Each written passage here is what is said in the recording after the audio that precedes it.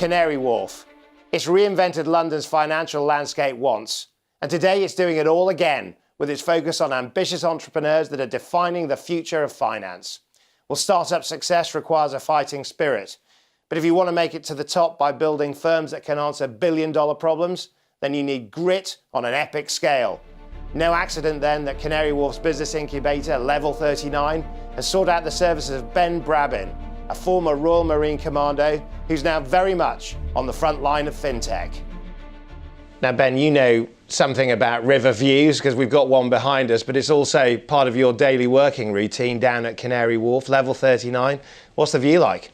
The view's fantastic. So we look down this way. We see London spread out from all four windows. We get great views of every part of the city. Yeah, spectacular, isn't it? It's a great place to be. So, Level 39, you are an incubator of future industries, future success stories, presumably. Well, you're right. We're the home of ambition. We have more than 200 companies now based in Level 39, tackling opportunities in FinTech and smart cities and retail technology, and also we're London's largest cybersecurity community as well. Right. So how many businesses are within Level 39? Well, there are more than 200 now, employing together, actually on site in Canary Wharf, over 1,000 people.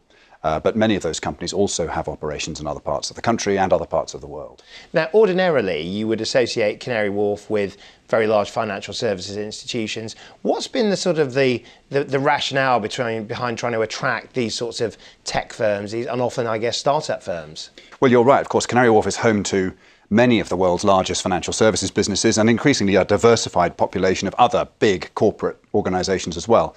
And Level 39, of course, brings right to their doorstep the most innovative, the most ambitious companies, this pool of talent addressing the challenges faced both by finance and by all sorts of industries which require the latest technology and approaches.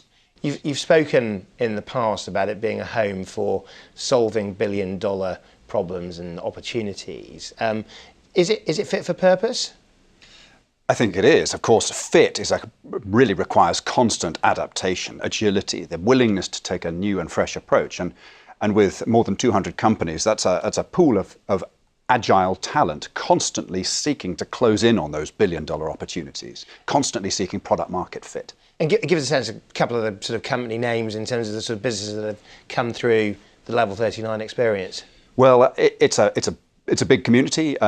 Some of the prominent members include, for example, Digital Shadows, who arrived as a team of 6 4 years ago and now have 100 people in Canary Wharf and a further 65 people in the United States, and are working with governments and corporates around the world and bringing considerable cybersecurity capability with them.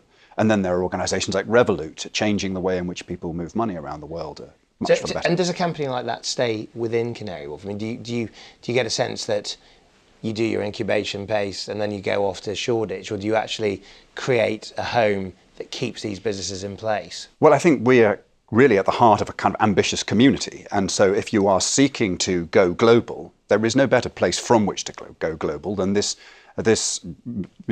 collection of organizations, large and small, in Canary Wharf, who are already globally distributed. If you, for example, work with one of the large financial institutions based in Canary Wharf, you solve a problem for them in London, they'll almost certainly have needs for your capabilities right around the globe. So these are the partners of the most ambitious, globally ambitious companies. Now, the reputation is that it's a FinTech hub. That's what you think about when you think about Level 39. And FinTech is very much in the news as, is it the great hope? Is it going to be the industry that, in fact, transforms many of the sort of prospects for the capital, or is it indeed a great bubble? I mean, what is your sense of the future of FinTech in terms of where it goes from here? Well, it's a very good question. And I think, a lot of the commentary about FinTech is it's kind of boo-hooray commentary. Is it a bubble? Is it a great new transformation? The truth is in the detail. And what you see when you come to Level 39 is not arm-waving and great gestures. You actually see determined, ambitious people relentlessly closing in on the capabilities, the requirements, which will improve the lot, both of the big corporates, but also of private citizens around the world, by increasing their access to relevant financial services to help them improve their pension planning, to make sure that their investments are more efficiently and appropriately managed, that moving money is more cost effective, that their personal data is safer. All of these are examples of multi-billion-dollar opportunities. And there's not so much hype around the process of addressing these.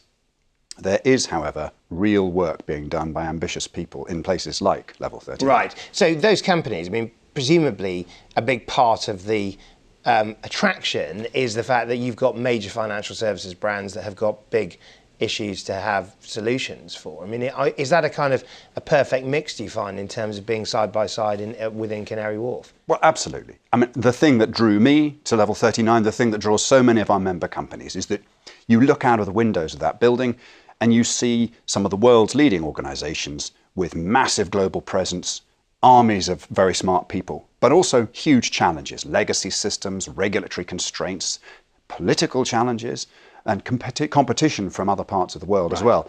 And it is people and organizations in Level 39 who are within 5 minutes walk of 30% of the world's financial services IT budgets.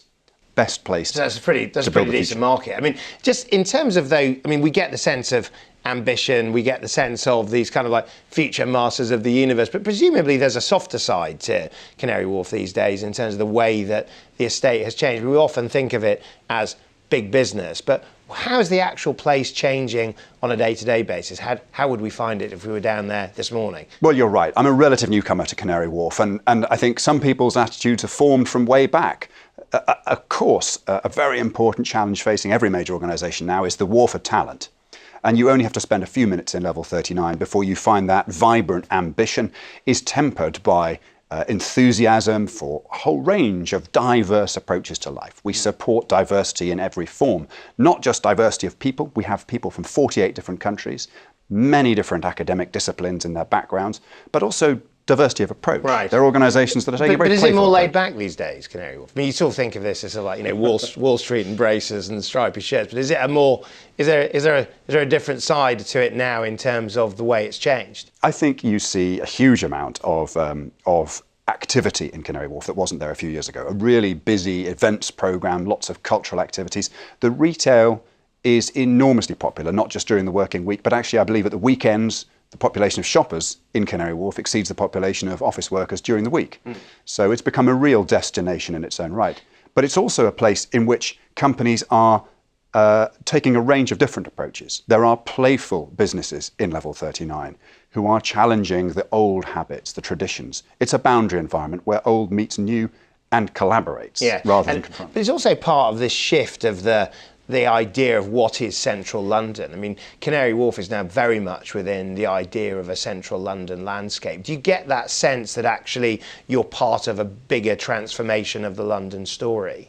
Absolutely. When you're visiting the UK from elsewhere in the world, of course, the whole country looks like a kind of just a big city. It's very easy from a visitor from a place like the United States or China to hop on a plane and visit Edinburgh or Belfast as if they were visiting somewhere in the same state in the United States. So we should not be deceived by the fact that from the rest of the world's perspective, we're all very much on the same team here in the UK. Yeah, but the internal mindset is that, it used to be the case that, we're right behind us was almost like the central business point of London, but certainly the political point. But I mean, now we get the sense that actually London is a much more multifaceted place with King's Cross, Battersea Power Station, Canary Wharf, and in fact, further afield, further east of London now. I mean, what's driving all of this, do you think? Does London's enduring appeal go on? I think it does. It's vigour, it's diversity.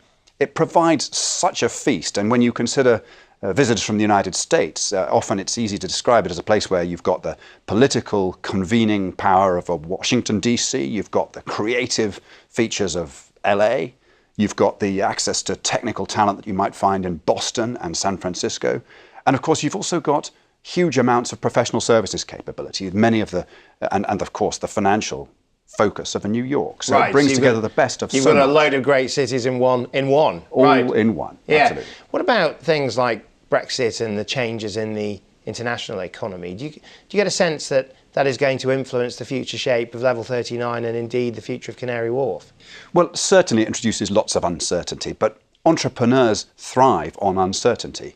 And while most entrepreneurs did not want Brexit, of course, it removes certain opportunities, but it creates new ones. Now, exactly how those opportunities... So have they reconciled that? If they didn't want it, do you think they're now happy with it and they're going to crack on? I mean, there's a lot still going on about international students and visas and so on. I mean, these are still big issues, right, for entrepreneurs? Yes, and you're absolutely right. It's important not to set aside those key issues of, above all, access to talent. Access to talent and access to market opportunities are the feedstock that entrepreneurs depend upon. But it is also in the nature of entrepreneurs to be enormously optimistic and look not at the problems but the opportunities. Right. Have you thought about what the sales pitch is going to be for international businesses once we are in a post-Brexit world, or is that a little bit way down the road yet?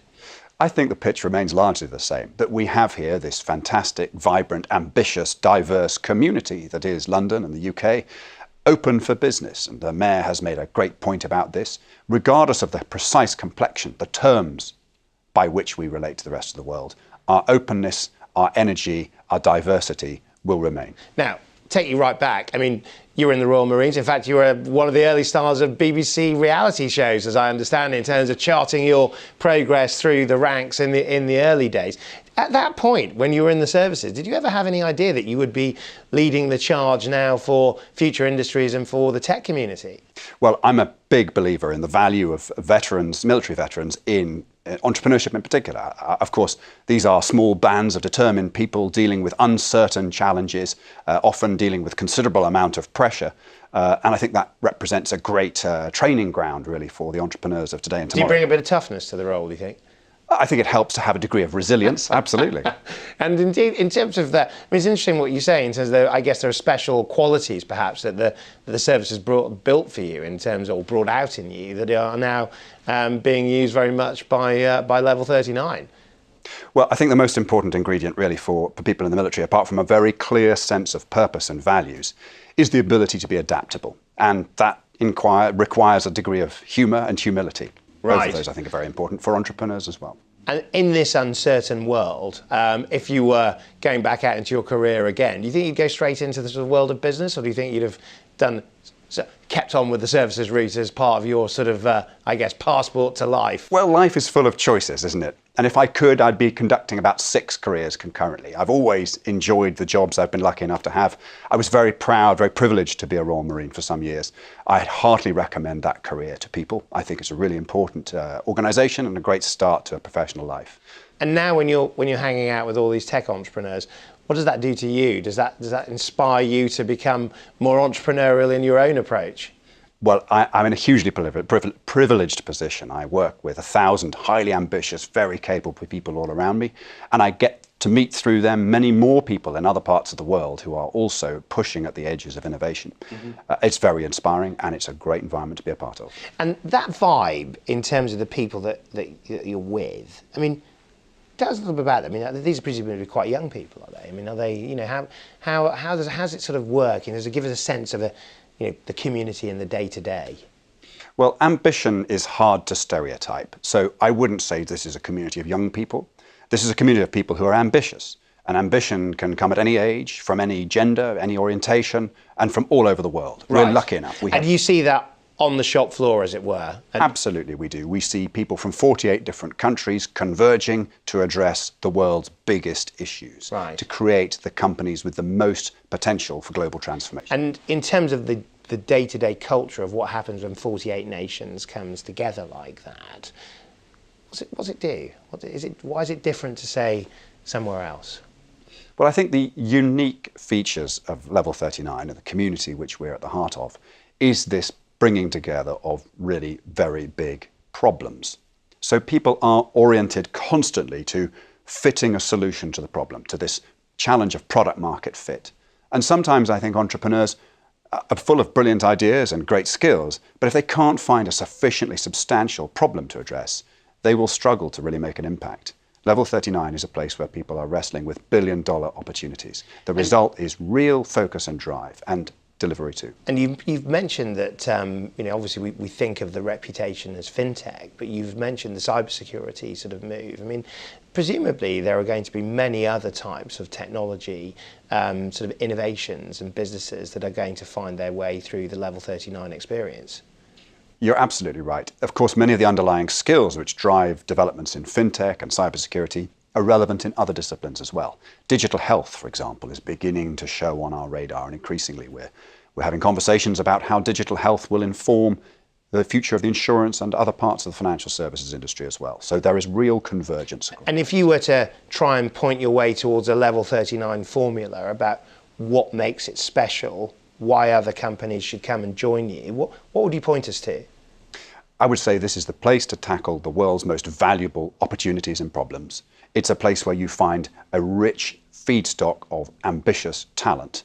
And it's a place where we make sure you can accommodate companies as they go through those challenges of scale, from a startup of 1 or 2 people through to a company employing thousands of people. We make sure that the infrastructure never constrains growth. Ben Brabyn, thank you very much. Thank you, Mike. How will the British economy prosper in a post-Brexit world? Well, it's one of the big questions of our time. And you know what? We may have heard part of the answer in the story of Level 39 and Britain's billion-dollar opportunity. High growth, high potential, and high expectations. This is where the future may well be at.